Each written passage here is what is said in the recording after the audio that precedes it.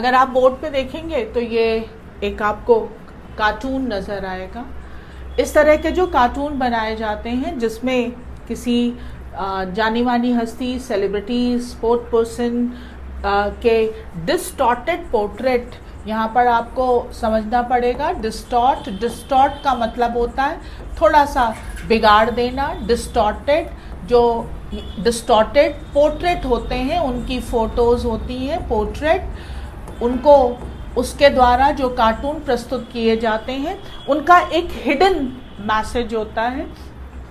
थोड़ा सा व्यंग करने के लिए इस तरह के पोर्ट्रेट बनाए जाते हैं। जैसे इसमें हम इस कार्टून में हम देख सकते हैं कि इंदिरा गांधी जी के जो लैप में ये पर्स रखा हुआ है और पर्स में जो है वो चरण सिंह जी बैठे हैं और यहाँ पर लाइन लिखी हुई है, and will serve without fear or favour. ये इकलौते ऐसे प्रधानमंत्री रहे हैं जो पार्लियामेंट ही नहीं गए, और ये जो बने थे तो ये कांग्रेस के सपोर्ट से ही बने थे, और जैसे ही कांग्रेस ने अपना सपोर्ट हटा लिया तो ये प्रधानमंत्री के पद से हट गए। ये सब आप पढ़ सकते हो।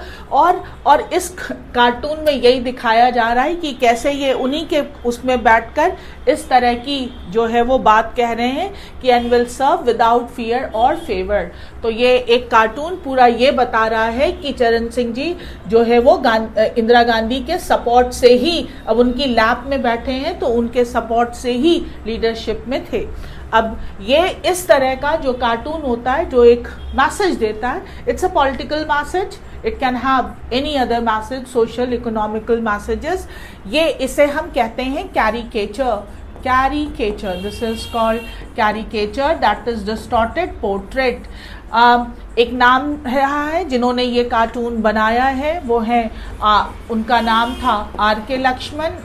लक्ष्मण, और ये छोटे भाई थे आर.के. नारायण जी के, जो बहुत ही बड़े जो है वो एक नॉवेलिस्ट रहे हैं आर.के. नारायण। उन्हीं के छोटे भाई आर.के. लक्ष्मण, जो कि इंडियन न्यूज़पेपर में बहुत ही बड़े कार्टूनिस्ट के रूप में जाने माने जाते थे, अभी भी जाने जाते हैं, और टाइम्स ऑफ इंडिया में उन्होंने बहुत लंबे टाइम तक काम किया।